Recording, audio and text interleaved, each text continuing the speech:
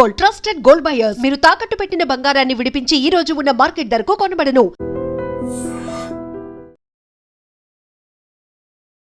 నమస్తే, welcome to I dream. నేను వలి. Dasari legendary film awards 2026 మే 1న అంగరంగ వైభవంగా అవార్డుల ప్రదానోత్సవం జరగబోతుంది. ఈసారి అవార్డులు ఎవరెవరికి ఇవ్వబోతున్నారు, ఈ అవార్డుల కార్యక్రమానికి ఈసారి ఉన్నటువంటి ప్రత్యేకతలు ఏంటి, దీని గురించి ఫుల్ డీటెయిల్స్ అందించడానికి స్టూడియోలో ఉన్నారు 100 సినిమాల నిర్మాత, సీనియర్ ప్రొడ్యూసర్ రామ సత్యనారాయణ గారు. మాట్లాడదాం సార్. నమస్కారం సార్. Thank you sir.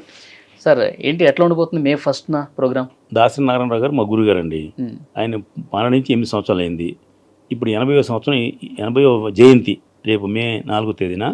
ఆయన మీద ఉన్న అభిమానం కొద్దీ ఆయనతో మేము జర్నీ చేసిన దాని గురించి, ఆయన పోయిన సంవత్సరం నుంచి ప్రతి సంవత్సరం దాసరి ఫిల్మ్ అవార్డ్స్ అని పెట్టాం. ఈ సంవత్సరం దాసరి లెజెండరీ అవార్డ్స్ అని పెట్టామండి. దీంట్లో ఏంటంటే ముఖ్యంగా తమ్మారెడ్డి భరద్వాజ్ గారు, రేలంగి నరసరావు గారు, అలాగే మన జర్నలిస్ట్ ప్రభు గారు, మెయిన్గా మా ముగ్గురు మాకు committee members, awards committee members. నేను దానికి ఫౌండర్ చైర్మన్ని. నేనేంటంటే ప్రతి సంవత్సరం ఎవరు ఉన్నా ఎవరు లేకపోయినా మధ్యలో కొంతమంది వస్తూ ఉంటారు, ఎక్కడో ఫంక్షన్ చేస్తూ ఉంటారు, వెళ్ళిపోతూ ఉంటారు. మనం ఏంటంటే ఒక స్టాండర్డ్గా ప్రసాద్ ల్యాబ్లో ప్రతి సంవత్సరం మేము 4వ తారీఖున మేము 100%గా ఫంక్షన్ చేస్తాం దాసరి అవార్డ్స్. ఎందుకు చేస్తాం, దీంట్లో స్వార్థం ఏంటంటే దాసరి గారు లెజెండరీ డైరెక్టర్, ఇండస్ట్రీ అంతా శాసించిన గొప్ప వ్యక్తి. ఆయన మా గురుగారు, మా పాలకొల్లు. నేను ఆయన దగ్గరతో చాలా అనుబంధం ఉంది మాకు. ఆఖరి రోజుల్లో 3-4 సంవత్సరాలు ఇద్దరం కలిసి రోజు సాయంత్రం 6 అయితే గురుగారు ఇంట్లో ఉండాలి మేము అందరం. అలాంటి సాన్నిహిత్యం ఉంది బట్టి ఆ గురుగారు రుణం తీర్చుకోవడం కోసం ప్రతి సంవత్సరం ఈ ఫంక్షన్ చేస్తున్నామండి. ప్రతి సంవత్సరం ఒక్కొక్క రకంగా మేము అవార్డ్స్ ఇస్తున్నాం. ఈ సంవత్సరం ఏంటంటే 50 సంవత్సరాలు ఇండస్ట్రీ టచ్ చేసిన వాళ్ళకి ఎన్నుకుని వాళ్ళకి ఇస్తున్నాం. అంటే డైరెక్టర్స్ తరపున ఒక పిఎన్ రామచంద్ర గారు 50 సంవత్సరాలు పూర్తయింది, ఆయనకి ఇస్తున్నాం. అలాగే రోజారామణి గారు 50 సంవత్సరాలు ఇండస్ట్రీకి వచ్చి పూర్తయింది, దాటింది కూడా ఆవిడకి ఇస్తున్నాం. అంటే భక్త ప్రహ్లాద నుంచి ఈవేళ వరకు ఆవిడ డబ్బింగ్ ఆర్టిస్ట్గా, హీరోయిన్గా రకరకాల పాత్రలు మీకు తెలుసు కదా, అన్నీ చేశారు ఆవిడకి ఇస్తున్నాం. ఇది కాకుండా బెస్ట్ హైందవ సంస్కృతిని కాపాడే చిత్రంగా అఖండ 2 దర్శకుడు బోయపాటి శ్రీని గారికి ఇస్తున్నాం. అలాగే ఆ చిత్రానికి హైందవ మతం గురించి అద్భుతమైన డైలాగులు రాసిన బోయపాటి శ్రీని గారికి ఇంకో అవార్డు ఇస్తున్నాం. అలాగే ఉత్తమ వినోదాత్మక చిత్రం కింద మనశంకర్ వరప్రసాద్, దానికి ఆ నిర్మాతకి దర్శకుడికి ఇస్తున్నామండి. దర్శకుడు అనిల్ రావుపూడి గారికి, నిర్మాతలు సాహు గారిపాటి అండ్ సుస్మిత కొణిదెల గారికి అవార్డ్స్ ఇస్తున్నాం. ఇలాగేంటంటే మన వాట్ ఇస్ ద బెస్ట్ అని తీసుకుని గుణశేఖర్ గారి యుఫోనియా అనే సినిమా వచ్చింది, అది ఉత్తమ కథా చిత్రంగా దానికి అవార్డు ఇస్తున్నాం. ఆ నిర్మాత ఇద్దరు ఉన్నారు, ఆయన అమ్మాయిలు, గుణశేఖర్ గారి అమ్మాయి అనమాట, గుణ యుక్త అని ఇంకో అమ్మాయి ఉన్నారు, వాళ్ళిద్దరికి అవార్డులు ఇస్తున్నాం. ఇలాగా ఒక 26 మంది లెజెండరీస్కి మనం ఈ సంవత్సరం అవార్డ్స్ ఇస్తున్నాం. యాజ్ డీజ్గా ప్రసాద్ ల్యాబ్లో మే 1వ తారీఖు ఇస్తున్నాం. మే 1వ తారీఖు ఎందుకు ఇస్తున్నాం అంటే మే 4వ తారీఖు గురుగారు పుట్టినరోజు. మేము గత 4 సంవత్సరాలు మేము మే 4వ తారీఖు ఇచ్చాం. 5వ సంవత్సరంలో ఏం చేశారంటే దర్శకుల సంఘం వాళ్ళు ఒక ఎన్నికల్లో మనకి ఒక దర్శకుడు డే, మనకి ప్రతిదానికి ఒక డే ఉంటుంది కదండి, అలా ఒక దర్శకులకు ఒక డే కావాలి. ఆ డే ఎవరంటే దర్శకరత్న దాసరి నారాయణరావు గారు పుట్టినరోజు 4వ తారీఖు కాబట్టి ఆ 4వ తారీఖునే దర్శకుల డే పెడదామని నిర్ణయించుకుని వాళ్ళు ఒక అద్భుతమైన ఫంక్షన్ చేసి ఆ రోజు నుంచి 4వ తారీఖు చేస్తున్నారు. ఇండస్ట్రీ అంతా మేము కలిపి చేస్తాం, ఇది నా ఒక్కడి సొంతం కాదు. ఈ డబ్బుని ఖర్చు పెట్టుకున్నా ఇండస్ట్రీ అంతా కలిపి వెళ్తున్నాం. ఒక దర్శకుల సంఘం, ఒక నిర్మాతల సంఘం, ఒక ఫిల్మ్ ఛాంబరు, ఒక మా అసోసియేషన్, ఒక ఫిల్మ్ ఫెడరేషన్, వీళ్ళందరూ కూడా దీంట్లో మెంబర్స్ అండి. వీళ్ళందరినీ కలిపి వెళ్తున్నాం కాబట్టి 4వ తారీఖు వాళ్ళకి ఇచ్చాం డే అని ఇంపార్టెన్స్ ఇచ్చాం కాబట్టి మనం మే 1కి వెళ్ళాం. మే 1 దగ్గర ఏంటంటే మన కార్మిక దినోత్సవం అండి. దాసరి నారాయణరావుకి కార్మికులను కూడా ప్రాణం. ఆయన నిర్మాత, దర్శకుడు, రైటరు, ఈ నటుడు అన్నీ అయినా కూడా కార్మికుల పక్షపాతం అంటారు ఆయన, ఎందుకంటే కార్మికుల వైపు అంత బాగా చూసేవారు. అందుకని ఆయన్ని మే 1 తారీఖు మార్చాం. ఇప్పుడు అప్పటి నుంచి మేము 5వ సంవత్సరం నుంచి మే 1నే చేస్తున్నాం. దీనికి మనకి ఒక సినిమా రంగం నుంచి ఒక 24 ఇస్తున్నామండి. అది కాకుండా సేవారంగం, కళారంగం ఉన్నాయండి.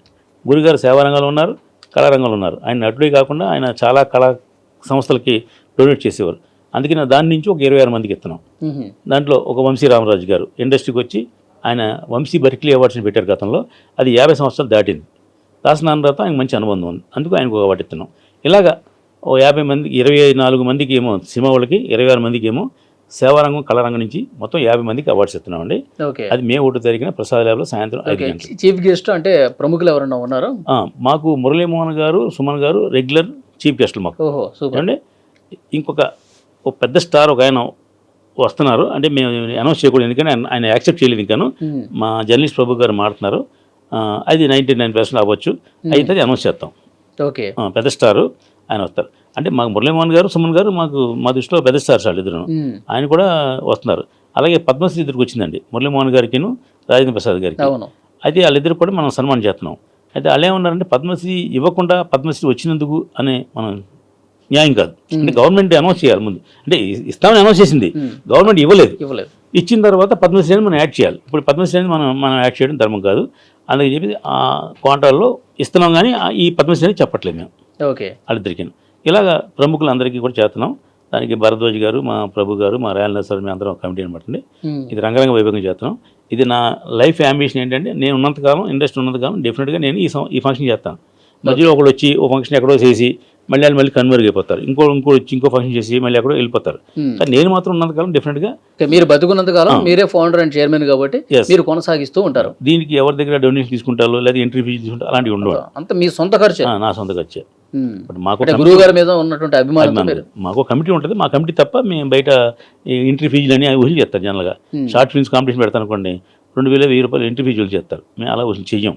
ఇది గురుగారి మీద ఉన్న గౌరవం కొద్దీ ఎదరవాడిని గౌరవించినప్పుడు ఆయన మనం ఇంకా ఎక్కువ గౌరవించాలి తప్ప వాళ్ళ డబ్బు తీసుకోవడం అనేది తప్పు. ఓకే సార్, మే 4వ తారీఖు డైరెక్టర్స్ డే పెట్టారు కదా గురుగారు పుట్టినరోజు నాడు.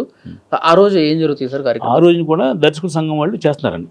జూబ్లీస్ క్లబ్లోనే ఎక్కడో చేస్తున్నారు అని ఇంకా కన్ఫర్మ్ అవుతుంది. దానికి చైర్మన్ రేల నరసింహరావు గారు, దానికి నేను కూడా డైరెక్టర్ అసోసియేషన్ మెంబర్నే. అది కూడా చేస్తారు. వాళ్ళు ఏం చేస్తారు, ఓన్లీ డైరెక్టర్స్ వరకు చేసుకుంటారు. డైరెక్టర్ అసోసియేషన్ కాబట్టి డైరెక్టర్స్ని బాగా గుర్తిస్తారు వాళ్ళందరూ.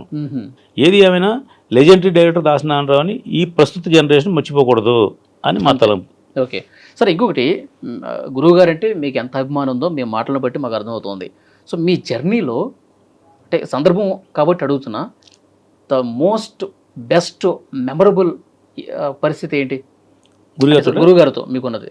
గురుగారు మా పాలకొల్లు అండి, నాది పాలకొల్లు, మా గురుగారి పాలకొల్లు, కోట రామకృష్ణ గారి పాలకొల్లు, రేల నరసింహరావు గారి పాలకొల్లు. ఇలాగ పాలకొల్లు నుంచి సుమారు ఒక 68 మంది వచ్చారండి. నిర్మాతలు, దర్శకులు, నటులు, అలాగే చలంగారు, అల్లు రామలింగయ్య అందరూ పాలకొల్లే కదా. చిరంజీవి గారిది మొగులుతురు, కానీ ఆయన పాలకొల్లు అల్లుడు కాబట్టి ఆయనది కూడా. అలాగే ఈయన మన రవిరాజ పినిశెట్టి గారు, ఎస్ఎస్ రవిచంద్ర గారు, ఇలాంటి డైరెక్టర్లు 3 మంది ఉన్నారు. మా పాలకొల్లు బ్రాండ్ 65 మంది ఉన్నారండి ఇండస్ట్రీకి పరిచయం వాళ్ళు. అనిశెట్టి, పినిశెట్టి ఉండే గుర్తున్నా మీకు పూర్వం, పినిశెట్టి శ్రీరామూర్తి గారని, ఇలాంటి వాళ్ళందరూ అక్కడి నుంచి వచ్చారండి. అప్పుడు మేము చిన్నప్పుడు గురుగారు నాటకాలు ఆడేవారు, పన్నీరు కన్నీరు అని పెద్ద నాటకం ఆడేవారు. అప్పుడు మేము గురుగారి దగ్గర పక్కన టీ క్లాస్లో వాటర్ క్లాస్ అందించేవాళ్ళం. మేము చిన్నవాళ్ళం. మేము అప్పటి నుంచి గురుగారి మీద మాకు అభిమానం. ఆ తర్వాత ఆయన సూపర్ డైరెక్టర్ అయిపోయారు, స్టార్ డైరెక్టర్ అయ్యారు. అయిన తర్వాత కూడా మేము దాసనారాయణ పేరు మీద దాసరి ఫిల్మ్ అవార్డ్స్ అని మేము ఎప్పుడో పాలకొల్లు పెట్టామండి.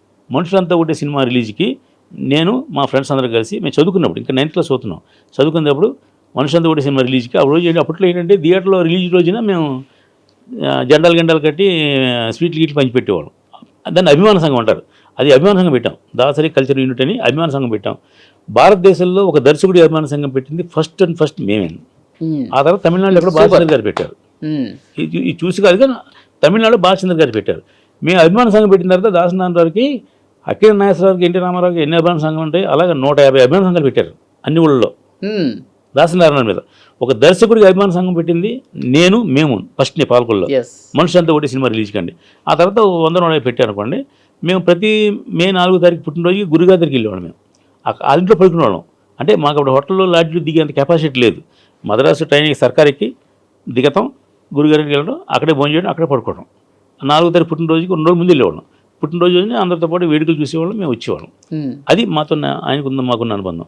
ఆ తర్వాత ఆయన మద్రాసు ఇండస్ట్రీ హైదరాబాద్ వచ్చినప్పటి నుంచి ఆయనకి మన ఎస్ బాస్ లాగా శిష్యులు మనం. ఆయనతో నేను డైరెక్షన్లో పనిచేయలేదు, నేను కోఆర్డినేటర్ కాదు, అసిస్టెంట్ డైరెక్టర్ కాదు, ఆయన నిర్మాత కూడా కాదు. ఆయనకి నేను కోటరామకృష్ణ క్లోజ్ ఫ్రెండ్.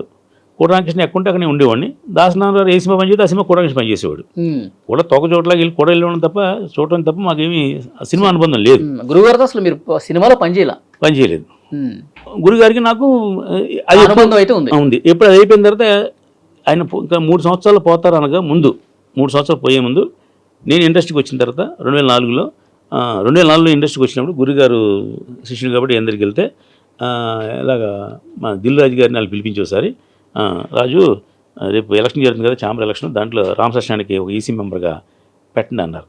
ఏంటి సార్ మీరు రికమెండ్ చేస్తున్నారంటే, అంటే అలా కాదు, పెద్దవాళ్ళు అందరూ చేస్తున్నారు కదా, చిన్నవాళ్ళు కూడా ఒక 5-4 పెట్టుకోండి, మనోడు సిన్సియర్గా ఉంటాడు, మన శిష్యుడు పెట్టుకోండి అని నా గురించి గురుగారు దిల్ రాజు గారు చెప్పడం జరిగింది. ఆ తర్వాత పెట్టుకున్నారు, ఇంకో సంవత్సరం పెట్టుకోలేదు. మొత్తం మేము అప్పటి నుంచి 2004 నుంచి ఇంచుమించుగా ఈవేళ వరకు ప్రతి సంవత్సరం నేను ఈసీ మెంబర్గా ఉంచిన. ఆ తర్వాత కళ్యాణ్ గారు గురుగారికి రైట్ హ్యాండ్. కళ్యాణ్ గారు నేను మా సొంత అన్నయ్య అంటాడు. కాబట్టి మేము అందరం కలిసి ఉండేవాళ్ళం. కాబట్టి కళ్యాణ్ గారు ఏ గ్రూప్ ఉంటే ఆ గ్రూప్లో ఉండేవాడు. నేను ఇక్కడ 2 గ్రూపులు ఉంటాయి కదా, ఇప్పుడు మీకు తెలుసు ఛాంబర్లో. నేను ఎప్పుడు ఫస్ట్ డే నుంచి కళ్యాణ్ గారి గ్రూపు. ఆ తర్వాత కళ్యాణ్ గారు కొంచెం ఈ అన్ని పదవులు చేసేసి సెంట్రల్కి వెళ్ళిపోయాడు. ఆయన మద్రాసు వెళ్ళిపోయిన తర్వాత మా ప్రసన్న కుమార్ గారు ఉన్నారు, ఆయన గ్రూప్. అంటే ప్రసన్న కుమార్ మా కళ్యాణ్ గ్రూపే, మేము అందరం ఒకటే గ్రూపు. అంటే మనం లీడర్ని నాయకుడిని ఒకనే ఎన్నుకుంటాం. ఆ జీవితాంతం చచ్చిన బతిని వాళ్ళదే ఉండాలి తప్ప ఏదో ఈ పార్టీలు మాత్రం అటు ఇటు మాత్రం ఉండదు. మా వాళ్ళు చాలామంది మారుతుంటారు అటు ఇటు, ఏ సంవత్సరం అవకాశం ఉంటే సంవత్సరం. ఈవేళ వరకు నేను ఒకే ఒక సంవత్సరం తప్ప మిగతా అన్ని సంవత్సరాలు నేను ఈసీ మెంబర్గా, జాయింట్ సెక్రటరీగా, ట్రెజరర్గా రకరకాల పదవులు చేశాం. దానికి కారణం ఏంటంటే గురుగారు తర్వాత కళ్యాణ్ గారు తర్వాత ప్రసన్న కుమార్ గారు. అంటే ఒక నాయకుడిని మనం నమ్ముకుంటాం అనంతరం. ఆ ఉద్దేశంతో గురుగారు లాస్ట్ ఒక 3 years పోతారనగా రోజు సాయంత్రం 6 to 9 గురుగారు ఉండేవాళ్ళం. ఆయన ఏంటంటే ఆయన కొంచెం లోకల్ విషయాలు మంచిగా ఆయనకు మంది మార్పులు జనం ఉండరు.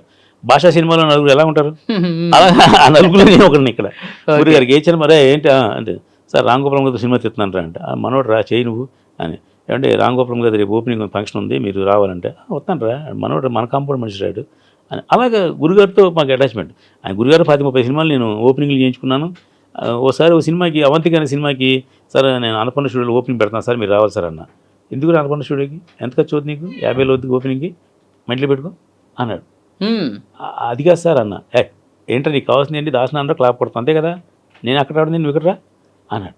మేము పెట్టుకుంటే కింద ఆయన మా మనిషి ఉంటారు, రే మన రామసార్ ఛానల్ రేపు ఓపెన్ పెట్టుకుంటున్నాడు, అందరికీ స్నాక్స్ గీక్స్ అన్నీ ఏర్పాటు చేయండి అని చెప్పారు. గురుగారు నేను ఫుడ్ గిఫ్ట్ నేను పురమాయించుకుంటాను సార్ ఆయన అన్న. 7 సార్ నా ఇంటికి వచ్చి నువ్వు పెడతా ఫుడ్ అంటే ఆయనకి అంత అటాచ్మెంట్ మేము ఉండండి. ₹1 నాతో ఖర్చు పెట్టకుండా మామూలుగా అదే ఫంక్షన్ ఓపెనింగ్ అవంతిక అనే సినిమా అన్నపూర్ణ స్టూడియో అయితే నాకు ₹1,00,000 ఖర్చు అయ్యేది. నాకు ₹100 కూడా ఖర్చు అవ్వాలి. పొద్దున్న టిఫిన్లు, స్నాక్స్, మధ్యాహ్నం భోజనాలు అన్నీ గురుగారు తన దగ్గర ఉన్న వాళ్ళ పట్ల ఆయన ప్రేమ చూపించారు. గురుగారికి ఎంత గొప్ప మనసు అంటే ఎదురు పిలిచి డబ్బు ఇచ్చేవారు, సాయం చేసేవారు. ఎవరికైనా కష్టం వస్తే సార్ నాకు కష్టం వచ్చి చెప్తే సరే జేబులో డబ్బులు తీస్తారు ఎవరన్నా. కాదు ఈయన తెలుసుకుని, రే నువ్వు వెళ్ళి పలానావాడికి ఏదో ఒంట్లో బాగాలేదంట వెళ్ళండి 10,000 ఇచ్చి డబ్బు ఇచ్చినండి అని ఆయన డబ్బు ఇచ్చి పంపించేవారు. అంత గొప్ప మనిషి అండి. అలాంటి క్వాలిఫికేషను దాసనారాయణరావు తర్వాత ఇండస్ట్రీలో చదలవాడ శ్రీనివాసరావు గారు అయినారని. చదలవాడ శ్రీనివాసరావు గారు ఆయన ఒక వ్యవహారంలో ఆయన చాలా గొప్ప మనిషి. ఇప్పుడు ఎవడైనా కష్టం వస్తే వెళ్ళి సాయం కొడతారు. కరోనా టైంలో కోట్ల డబ్బు ఖర్చు పెట్టాడు ఆయన, లక్షలే ఖర్చు పెట్టాడు ఆయన. రావికొండరావు గారికి ఒంట్లో బాగాలేదు, నేను వెళ్ళి చెప్పాను చదలవాడ శ్రీనివాసరావు గారు రావికొండరావు గారికి ఏదో కొంచెం ఎకనామికల్గా ఇబ్బందులు ఉన్నారంటే ఏం చేద్దామని అన్నారు. 10,000 ఇద్దాం సార్ మీరు అన్న. అంటే ఆయనకి సలహా చేయి, 10,000 ఏంటి నువ్వు వెళ్ళి ఒక 50,000 పట్టుకెళ్ళి ఆయనకు సన్మానం చేసి షాలో కప్పి 50,000 ఇచ్చిరా అన్నారు. అతను ఏమీ ఎక్స్పెక్ట్ లేదు సార్, 10,000 ఎక్స్పెక్ట్ చేద్దాను.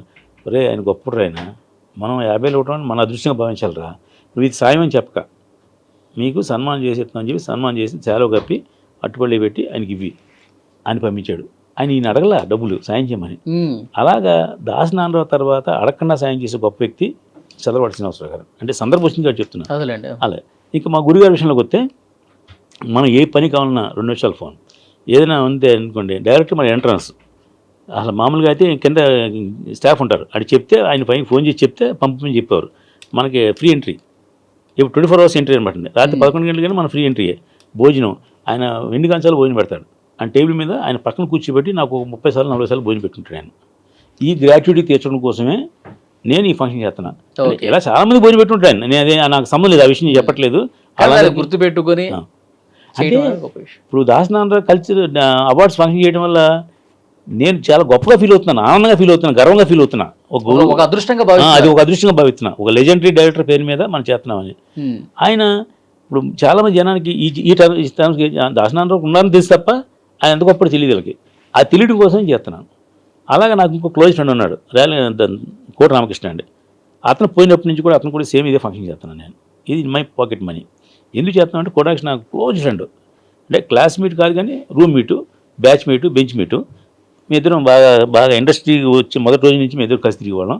అలా భార్య గారు పద్మగారు కానీ పిల్లలు కానీ అందరూ కూడా మన అంటూ సొంత మనిషి. ఈవేళకి కూడా కోట రామకృష్ణ ఎంత క్లోజో అంత క్లోజ్ అనమాట అండి. అందువల్ల ఆయనకి ఈ 2 ఫంక్షన్ చేస్తాను నేను నా డబ్బుతో. దాసరి ఫిల్మ్ అవార్డ్స్, కోట రామకృష్ణ ఫిల్మ్ అవార్డ్స్. ఈ 2 జూలై 22 తారీఖు అయింది, మే 1 తారీఖు. ఈ 2 మనకు అదృష్టంగా భావిస్తున్నాం అండి. రోజు 100 పనులు చేస్తుంటాం, 100 పోగొడతాం, 100 రాబడతాం. కానీ ఈ అంటే రెండు వాళ్ళు లేనప్పుడు కూడా వాళ్ళ తాలూకు జ్ఞాపకాలు నెమరు వేసుకుంటూ సో వాళ్ళు చేసిన మంచిని 10 మందికి తెలియజేసే ఉద్దేశం కూడా చాలా గొప్ప విషయం కదా సార్. ఇప్పుడు అందరూ ఆలోచించరు మీలాగా. కోటరామకృష్ణ గారు కూడా చాలా వెల్ ఆఫ్ అండి ఫైనాన్షియల్గా. ఆ భార్య పద్మ అని మా అక్క అంటది. ఆవిడ, తమ్ముడు నువ్వేం ఖర్చు పెట్టగా నీకు వాళ్ళందరికీ ఆ రోజు భోజనాన్ని ఏర్పాటు చేస్తాను, ఆ ఖర్చు నేను చేస్తానంటే, నువ్వు ఖర్చు పెడితే నేను చేసినట్టు ఎందుకు వద్దక్క, నేను మేనేజర్ అవుతాను, నువ్వు ఫంక్షన్ రాక ఫోటో ఆ రోజు నేను జ్యోతి నుంచి వెళ్ళిపో అంతే తప్ప నువ్వు ఏ రూపాయి తీయడానికి వీలేదక్క అని చెయ్యం.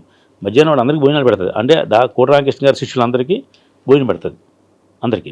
అది మధ్యాహ్నం కూడా మన సంబంధం లేదు, మన ఫంక్షన్ మనం చేస్తామండి. మా ఫంక్షన్ వస్తుంది, కంచి కూర్చుంటుంది, జ్యోతి వెలుగుతుంది, ఆ డ్యూటీ అయిపోయింది. ఎస్, అది ఇద్దరు లెజెండ్స్ గురించి చాలా గొప్ప విషయాలు చెప్పారు సార్. సందర్భం దొరికింది మాకు మీద చెప్పడానికి. ఓకే మే 1వ తారీఖు ఆ కార్యక్రమం అద్భుతమైనటువంటి విజయం సాధించాలని కోరుకుందాం. మీ అందరి ద్వారా అందరినీ ఆహ్వానిస్తున్నాం. ఇదే ఆహ్వానం. No entry fees, no tickets ఏమి ఉండవండి, పాస్లు ఉండవు, ఏమి ఉండవు, ఎవరికైనా రావచ్చు. Thank you sir. Thank you Vali గారు.